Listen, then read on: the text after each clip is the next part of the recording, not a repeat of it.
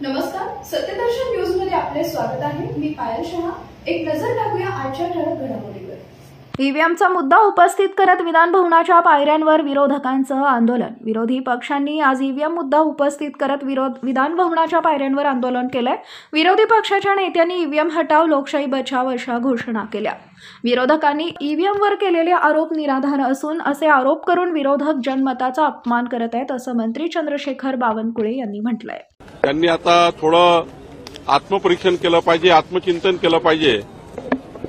जर ते ईव्हीएमवर दोष देऊन आपला वेळ काढत असेल तर यापेक्षाही वाईट परिस्थिती पुढच्या काळामध्ये विरोधकाची होईल।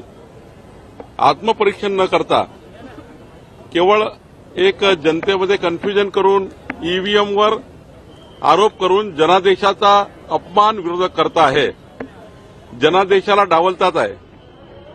जनादेशाचा अपमान करणे म्हणजे संविधानाचा अपमान करणे आहे।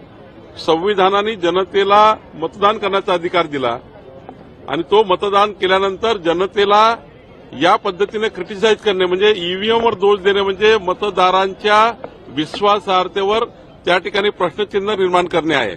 आणि म्हणून विरोधकांनी किमान काय वस्तूचे तपासली पाहिजे, काय कारण काय त्यांना या ठिकाणी त्यांची अवस्था ही झाली हे तपासलं पाहिजे असं मला वाटतं।